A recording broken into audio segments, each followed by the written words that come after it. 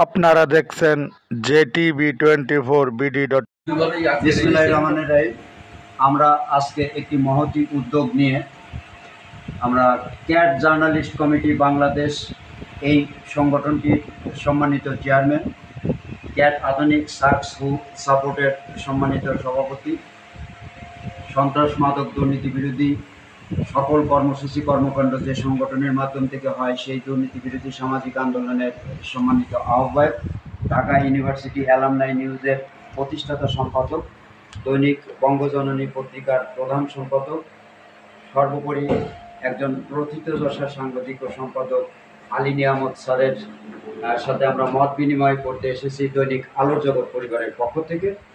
আর আমাদের এই দৈনিক আলোর জগৎ পরিবারের কর্ণধার আলোর জগৎ গ্রুপের সম্মানিত চেয়ারম্যান, দৈনিক আলোর জগৎ পত্রিকার সম্পাদক ও প্রকাশক প্রবীণ একজন সাংবাদিক, তিনিও প্রথিতযশা সাংবাদিক ও সম্পাদক জনাব ফারুক আলম তালুকদার সাহেব, তার সাথে আমরা উভয়ের সর্বসম্মতিক্রমে আজকে একটি সিদ্ধান্তে উপনীত হয়েছি। সত্যি আমরা আলোর জগৎ পরিবারের সদস্য যারা রয়েছি আমরা অত্যন্ত আনন্দিত এবং গর্বিত যে জনাব আলী নিয়ামত সাহেবের মতো একজন মহৎপ্রাণ, মানবিক এবং যোগ্য ন্যায় নিষ্ঠাবান মানুষকে আমাদের এই আলোর জগৎ পরিবারের সাথে সম্পৃক্ত করার তৌফিক আল্লাহ দান করেছেন। সেই দৃষ্টিভঙ্গির থেকে আমি আপনাদের সাথে দৈনিক আলোর জগৎ পত্রিকার প্রধান বার্তা সম্পাদক হিসাবে দেশবাসীর উদ্দেশ্যে সাংস্কৃতিক মন মানসিকতা নিয়ে জনাব আলী নিয়ামত সাহেব সুদীর্ঘ বছর দেশ বিদেশে আন্তর্জাতিক ব্লয়ে যথেষ্ট সুনামের সাথে দেশবাসীর জন্য, দেশের জন্য যে কল্যাণকর কর্মসূচি কর্মকাণ্ডগুলো বাস্তবায়িত করে এসেছেন তার নিজের মুখে তার কাছ থেকে আমরা জানবো, আপনারাও সেগুলো জানতে পারবেন, শুনতে পারবেন।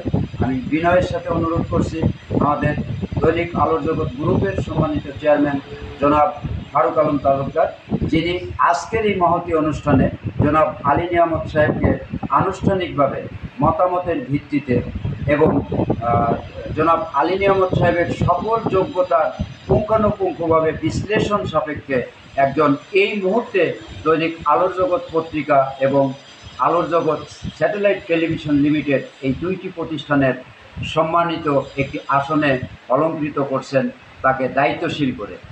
আর সেই দায়িত্বশীলের যে পদমর্যাদা, সেই পদমর্যাদা হচ্ছে দৈনিক আলোর জগৎ পত্রিকার সম্পাদক মণ্ডলীর সভাপতি অনারারি এবং আলোর জগৎ স্যাটেলাইট টেলিভিশন লিমিটেড এই প্রতিষ্ঠানেরও তিনি প্রধান উপদেষ্টা হিসাবে দায়িত্বশীল থাকবেন। আমি করার জন্য অনুরোধ করছি জনাব ফারুক আলম তালুকদার সাহেব। আসসালামু আলাইকুম। আজকে ঘরোয়া পরিবেশে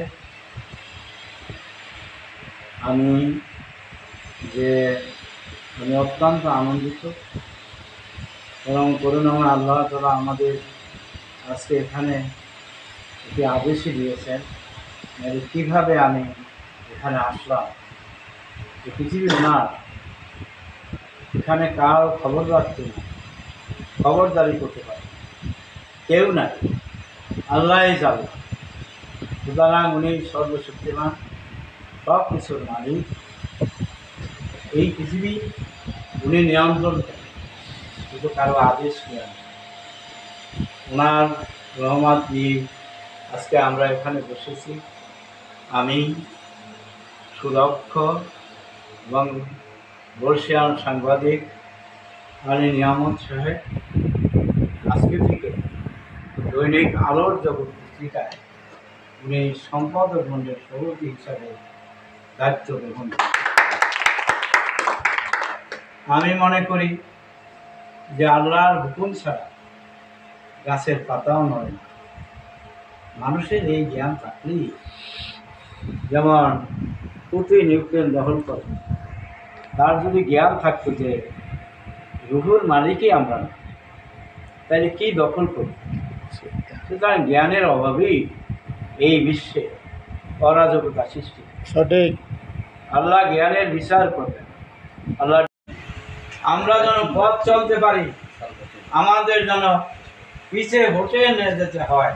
তুমি থাকতে যদি পিছে হতে হয়, তাই তো আর কেউ নাই, একমাত্র তোমার উপর ভরসা করে করছি আমাদের এই দৈনিক আলোর জগৎ পত্রিকা আমরাই থাকিব শীর্ষে, আমাদের দৃষ্টি অবহেলিত মানুষের দিকে।